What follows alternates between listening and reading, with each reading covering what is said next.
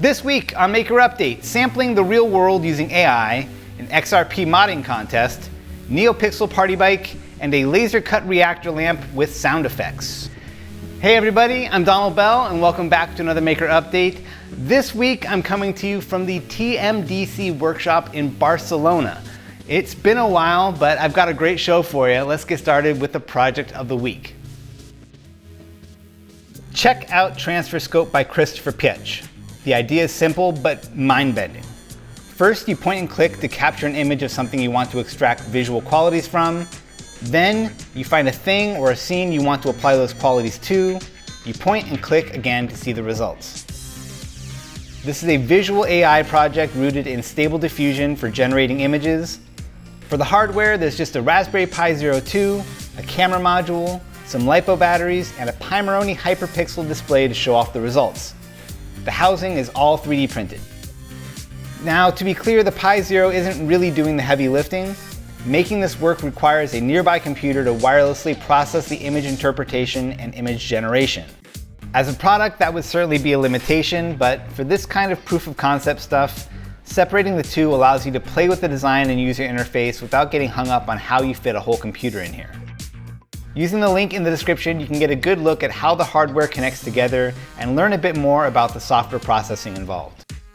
I noticed on Twitter that Christopher is getting some criticism around making a device that could have been an app, and of course an app like this would be cool and certainly seems inevitable now that we've seen it, but honestly I think Christopher might have been on the right track with this. I think it's a playful idea, playfully executed, and I think kids would be a natural audience for it. Kids young enough where a smartphone or a tablet may not make sense. I'd be curious to hear what you think.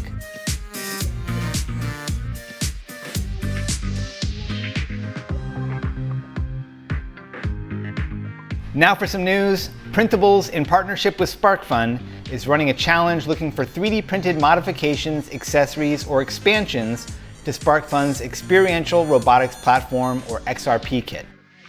The competition runs through August 31st. Prizes include SparkFun gift cards, Prusa 3D printing filament, and a grand prize of an original Prusa MK4 kit. You can find a link for full details down in the description. Now for more projects, on Instructables, Natasha from TechnoChic has an updated guide on her Neopixel party bike. I hate to break it to you, but chances are your bike is boring. The good news is that it's never been easier to turn it into an electrical light parade. Originally built around an Arduino, Natasha's updated guide has been simplified and streamlined for microbit.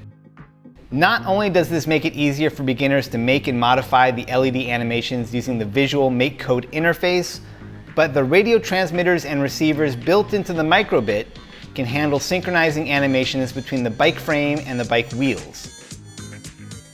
Natasha's guide and video cover every detail of this build, from selecting LEDs to weatherproofing, wiring, programming, controlling, and even adding synchronized lights to your helmet.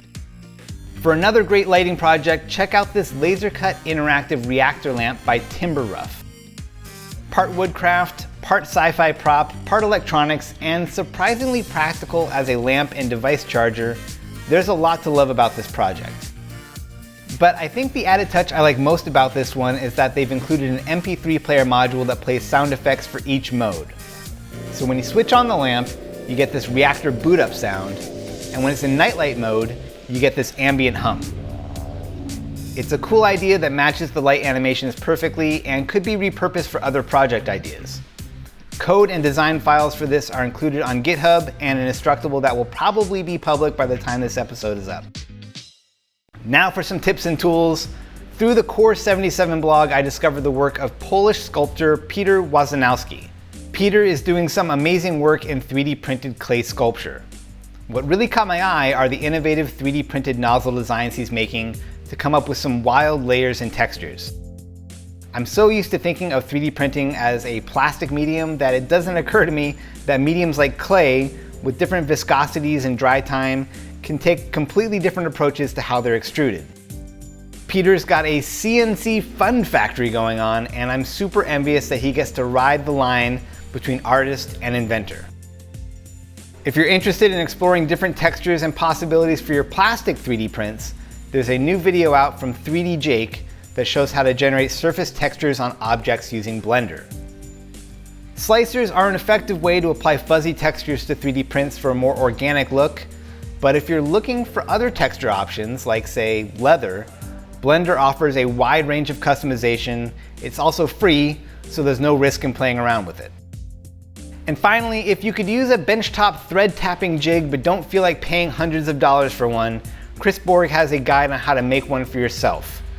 This design is particularly interesting because it uses a mix of 3D printing, inexpensive hardware, and concrete. The concrete is poured through channels designed into the 3D printed shell. Not only does the concrete make the whole contraption more rigid, but it adds some stability too, which is needed in a tool like this.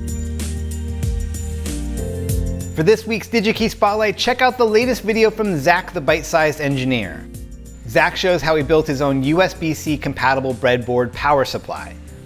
Not only does the USB-C connection eliminate the need for a wall wart power supply, but its voltage profiles offer a useful range between 3.3 volts all the way up to 20 volts.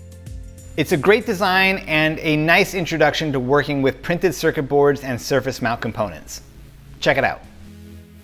All right, and that does it for this week's show. Be sure to subscribe, leave a thumbs up, leave a comment. Big thanks to TMDC Workshop for sharing their amazing space this week. I'll leave a link down in the description where you can learn more about them. Big thanks as always to DigiKey for making this show possible, and thank you for watching. I'll see you soon.